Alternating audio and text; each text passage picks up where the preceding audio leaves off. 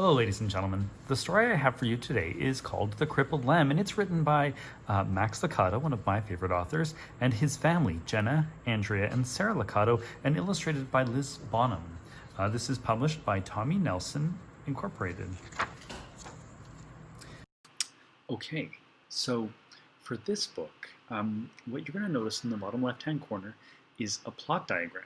And the plot diagram is going to step you through the actions of this story as I read it. The theme that takes place in this story is God has a special place for you. And you're going to see me highlight that phrase a few times. The cow, Abigail, says it a few times, so I'll try and highlight it then. And it's repeated at the very end of the story. So that's the overarching theme that you're going to hear. And then within the plot points, you'll notice that I write things down as they happen, so you'll be able to see the exposition and the rising action and how there are bad things that are in the rising action, but there's also good things, and then there's bad things again. And then once we get to the climax, I'll outline that, and there's a couple of spots in that falling action that I outline as well. And then there's finally the resolution. So go ahead and watch this and just follow along the story so that you can see how the plot works out. Once upon a time, in a sunny valley, there lived a little lamb named Joshua. He was white with black spots, black feet, and sad eyes.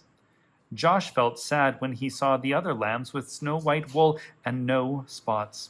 He felt sad when he saw the other sheep with their moms and dads, because he didn't have a mom or dad. But he felt saddest when he saw the other lambs running and jumping, because he couldn't. Josh had been born with one leg that didn't work properly. He was crippled. He always limped when he walked. That's why he always watched while the other lambs ran and played. Josh felt sad and alone except when Abigail was around. Abigail was Josh's best friend. She didn't look like a friend for a lamb. She was an old cow. She was brown with white blotches that looked like rain puddles on a path.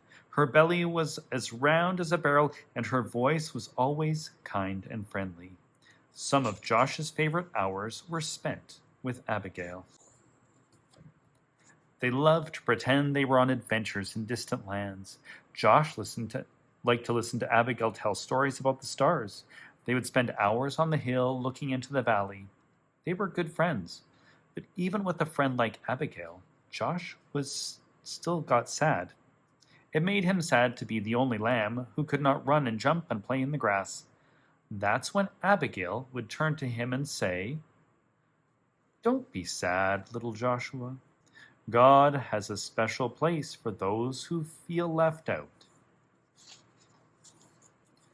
Josh wanted to believe her, but it was hard. Some days he just felt alone. He really felt alone the day the shepherds decided to take the lambs to the next valley where there was more grass. The sheep had been in this valley so long the ground was nearly bare. All the sheep were excited when the shepherd told them they were going to a new meadow. As they prepared to leave, Josh hobbled over and took his place on the edge of the group, but the others started laughing at him. "You're too slow to go all the way to the next valley. Go back, Joshua. We'll never get there if we have to wait for you." That's when Josh looked up and saw the shepherd standing in front of him. "They're right, my little Joshua. You'd better go back. This trip is too long for you. Go and spend the night in the stable." Josh looked at the man for a long time. Then he turned slowly and began limping away. When Josh got to the top of the hill, he looked down and saw all the other sheep headed toward the green grass. Never before had he felt so left out. A big tear slipped out of his eye, rolled down his nose, and fell on a rock. Just then, he heard Abigail behind him, and Abigail said what she always said when Josh felt sad. "Don't be sad, little Joshua.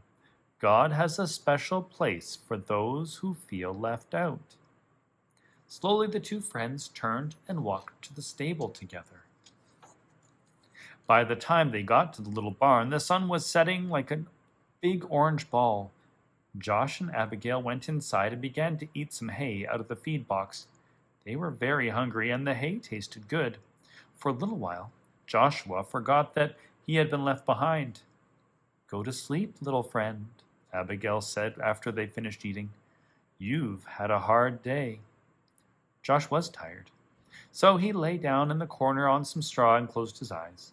As he felt Abigail lay down beside him, and he was glad to have Abigail as a friend. Soon Josh was asleep. At first, he slept soundly, curled up against Abigail's back. In his sleep, he dreamed.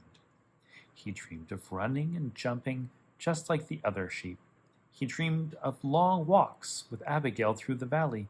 He dreamt of being in a place where he never felt left out. Suddenly, strange noises woke him up. "Abigail," he whispered, "wake up, I'm scared." Abigail lifted her head and looked around. The stable was dark except for a small lamp hanging on the wall. "Somebody is here," Josh whispered. They looked across the dimly lighted stable. There, lying on some fresh hay in the feed box, was a baby. A young woman was resting on the big pile of hay beside the feed box. Joshua looked at Abigail, thinking his friend could tell him what was going on, but Abigail was just as surprised as Josh. Josh looked again at the woman and the child, then limped across the stable. He stopped next to the mother and looked into the baby's face. The baby was crying. He was cold. The woman picked up the baby and put him on the hay next to her. Josh looked around the stable for something to keep the baby warm. Usually there were blankets, but not tonight. The shepherds had taken them on their trip across the valley. Then Josh remembered his own soft, warm wool. Timidly, he walked over and curled up close to the baby. "Thank you, little lamb," the baby's mother said softly. Soon the little child stopped crying and went back to sleep. About that time, a man entered the stable carrying some rags.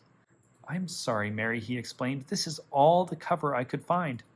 "It's okay," she answered. "This little lamb has kept the new king warm." A king? Joshua looked at the baby and wondered who he might be. "His name is Jesus," Mary spoke, as if she knew Josh's question. "God's son, he came from heaven to teach us about God." Just then, there was another noise at the door. It was the shepherds, the ones who had left Joshua behind. Their eyes were big and they were excited. "We saw a bright light and heard the angels," they began. Then they saw Joshua next to the baby. "Joshua, do you know who this baby is?" He does know. It was the young mother who was speaking. She looked at Joshua and smiled. "God has heard your prayers, little lamb. This little baby is the answer." Joshua looked down at the baby. Somehow he knew this was a special child, and this was a special moment. He also understood why he had been born with a crippled leg. Had he been like the other sheep, he would have been in the valley. But since he was different, he was in the stable, among the first to welcome Jesus into the world. He turned and walked back to Abigail and took his place beside his friend. "You were right," he told her. "God does have a special place for me." The end.